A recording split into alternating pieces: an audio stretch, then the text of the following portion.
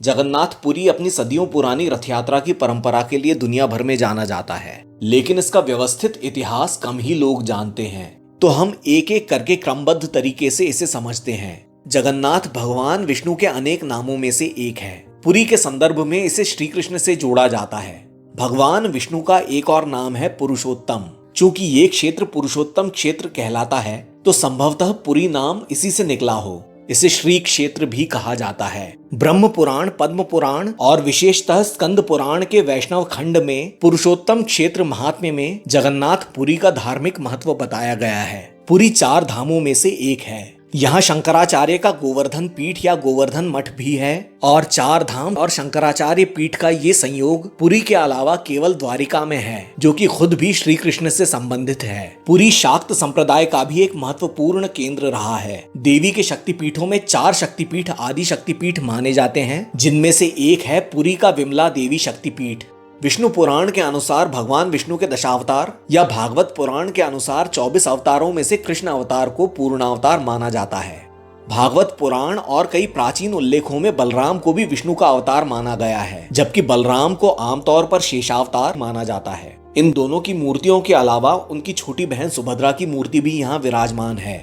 जगन्नाथपुरी की रथ यात्रा आषाढ़ मास शुक्ल पक्ष की द्वितीया से शुरू होकर दशमी तक चलती है, यानी 9 दिन। लेकिन इससे पहले 42 दिन की तैयारी होती है, जिसे चंदन यात्रा कहते हैं। इसके लिए लकड़ी दासपल्ला के जंगलों से महानदी के रास्ते पुरी तक लाई जाती है। यहाँ दासपल्ला के कारीगर ही रथ बनाते हैं। जब हम ऐतिहासिक घटनाक्रम समझेंगे तब हम इसको भी देखेंगे।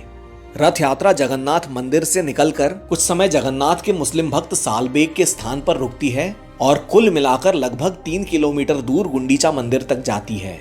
ऐतिहासिक घटनाक्रम में हम सालबेग के बारे में भी बात करेंगे। लौटते समय ये यात्रा मौसीमा मंदिर पे रुकती है। मौसीमा मंदिर अर्धशिनी देवी को समर्पित है। किंवदंतियों के अनुसार एक बार लक्ष्मी जी जगन्नाथ मंदिर छोड़कर चली गईं, तो जगन्नाथ और बलभद्र को भिक्षा मांगने जाना पड़ा। उस समय सुभद्रा मौसीमा के यहाँ ठहरी थी। तो जगन्नाथ मंदिर और मौसीमा मंदिर तक के मार्ग को बड़ा डंडा कहा जाता है और मौसीमा मंदिर और गुंडीचा मंदिर के बीच के मार्ग को श्रद्धावली कहा जाता है। रथ यात्रा में तीनों देवताओं के रथ अलग अलग होते हैं और दूर से पहचाने जा सकते हैं। भगवान जगन्नाथ का रथ नंदीघोष लाल पीला होता है। बलराम यानी बलभद्र का रथ तालध्वज लाल हरा और सुभद्रा का रथ दर्पदलन लाल काला। याद कीजिए, महाभारत में अर्जुन के रथ का नाम भी नंदीघोष ही था।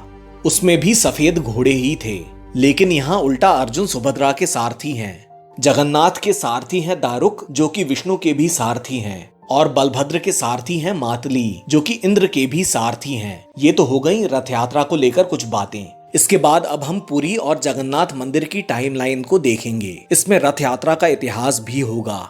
जगन्नाथ मंदिर के पारंपरिक इतिहास का मुख्य स्रोत है 12वीं सदी से बनती आ रही मदल पंजी या ओडिया में मादला पांजी, जिसका शाब्दिक अर्थ होता है ताड़पत्र।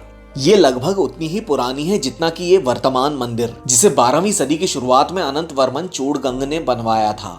लेकिन 16वीं सदी में काला पहाड़ नाम के कुख्यात आक्रांता ने मंदिर और मदल पंजी दोनों को नष्ट कर दिया, तो इसे बाद में फिर से लिखा गया। इसीलिए इसमें कुछ तथ्य, कुछ किंवदंतियां और कुछ दंत कथाएं आपस में घुल मिल गई हैं। इसीलिए हमें पुराणों को भी ध्यान से पढ़ना होगा।